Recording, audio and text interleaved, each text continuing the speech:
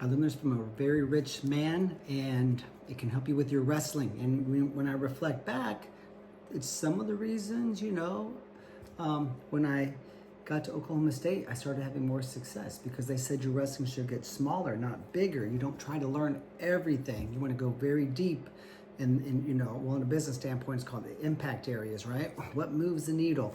And then he said this. This was before he became massively wealthy. He was like, he sold something, right? He spent a lot of time on the phone, cold calling, warm calls, running down leads, and he made $500. And he was like, I just made $500 in like one day, and it's not even noon yet. And then right then he said, I will never do anything except for sit right here and make these calls and sell this product. I'm not going to go shopping. I'll have my food delivered. I'm not changing my own oil. I'm not mowing my own grass. I'm not cleaning my own house. I'm not writing out my own bills. Because if I can do this 4 or 5 times a day, because I'm going to get better, all those other things are pulling me away from this $500 per sale effort. And another very wealthy man I used to hang out with a lot, he said the same thing. I'm like, dude, why do you pay people to mow your grass? He was going to move his house, right? Big house. And he's like, it's like $6,000. And I'm like, this was like 20 years ago. I'm like, you're going to give someone $6,000 to move your furniture? I said, I'll do it for $3,000. He goes, you're not touching my stuff. He's like, Nick, it's going to cost me $6,000. I can't be away from work. Being away from work, if one thing on my job site goes wrong, it's going to cost me $12,000. I don't mow my grass, I don't clean my house, and I'm sure hell not carrying heavy furniture.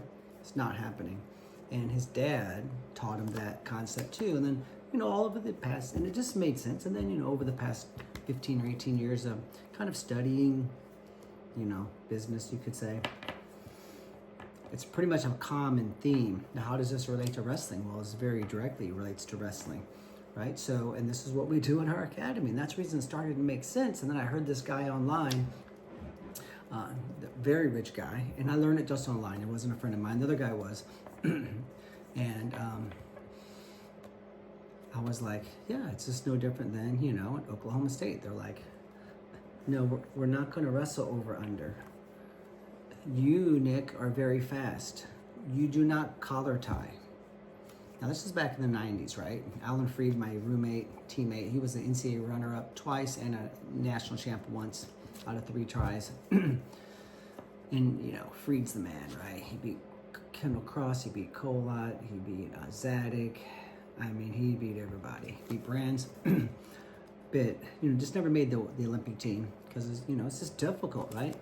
But, my coaches were like, now Freed, shorter than me, about 165, just a powerful man. He's like, he needs to collar tie. He has no business not being tied up. So they started steering me to the position where I would have success. And they steered this guy this way. And there was some overlap and some common themes, but they said, none of us will wrestle chest to chest. None of us are going to do this. None of us are going to do that. None of us are going to try to have 13 different ways to get to our feet. We're going to have a few that work. We're going to drill those, and then we see what works for you, and we're going to really attack you and make you the best in America at it. And so you kind of learn to really hone in on the techniques and positions where you do what? Get paid, and where you're making money. So very similar. And, when you look at our online academy, we have the best 2 to 3 ways to score from the very common position. Someone's going to grab your head with a collar tie about 6 times a match. I've counted all this out. You're going to get to your feet about 3 times a match, maybe 4. You're going to get about 4 front headlocks a match, sometimes 2, sometimes 6. I've counted all this out 2 decades ago. And so we reverse engineered how to win a wrestling match, looking at the same concept, the common positions, and saying what's the best 2 to 3 ways to score from there. Then we further prioritize that down into what? order of importance, and ability to utilize this technique based upon your experience level and your need to know. You don't need to know how to get out of a Russian 2-on-1 when you're 6. You really don't even need to know when you're a freshman in high school and you're a first-year wrestler. Now, sure, maybe was it a good idea to learn how to 2 ways, 3 ways to get out of a Russian 2-on-1 when you're a first-year wrestler and you're on JV and you've only had like 13 practices? Maybe, but see, that's an opportunity cost, because I have an opportunity to learn this new move, these new techniques for how to get out of a Russian 2-on-1, but that's time I'm not head blocking, down blocking, snapping, sweeping with my single leg, working on my hand fighting, push, pull, hit, pick, post, pass, and fake, right? We have push, pull, hit, pick, post, pass. Yeah, 7 ways to score to our leg attacks, and that's called dynamic drilling, when you put a few of those attacks together. And there's a dynamic drilling a library on PurlerWrestling.com under our online academy. So, we've just had 39 of our athletes go Division I in the past 2 years and 8 months. And here we are, June 1st, 2024. So, we've been, and that's not campers, that's our academy kids who train with us. So we're having success at a high level by the same tactic. And I've heard a lot over the years, the business aspect, the money-making concept of, hone in on these areas that move the football down the field, that move the needle, that move your financial, life.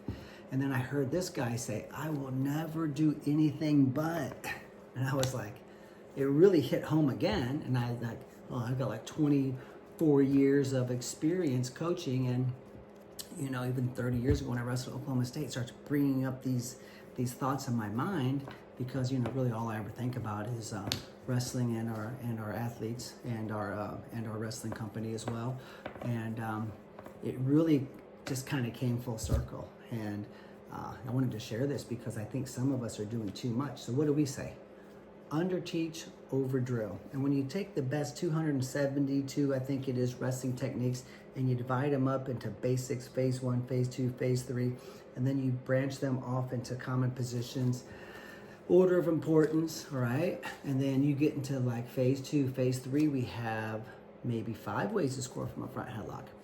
There are 2 of those ways are also on the basics phase, because they're good techniques and you need to know them. But we also have counters to counters and some things on the more advanced stuff. So anyway, that's what I learned from some rich folk that I think about all the time, and that I've kind of done over the past 24 and a half years of being in business. And hearing that famous guy online talk about that concept really made it hit home again. And I wanted to reiterate that to you guys, so that you can kind of hone in on the best ways to score from the common positions.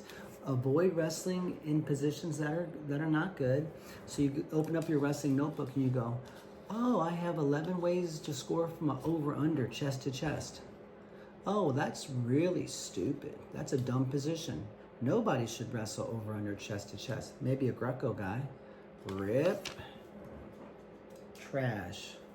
What other stupid crap am I drilling? Right? And then you go through and your wrestling gets smaller.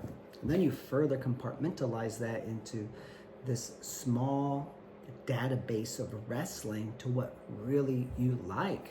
So even on our online academy or our camps or summer camps, competition camp, anytime you train with us, you might say, man, I like a knee tap and a knee tap to a snake, knee tap to a go behind, phase 2 of Purler Wrestling Online Academy. But I don't think I'll ever use it,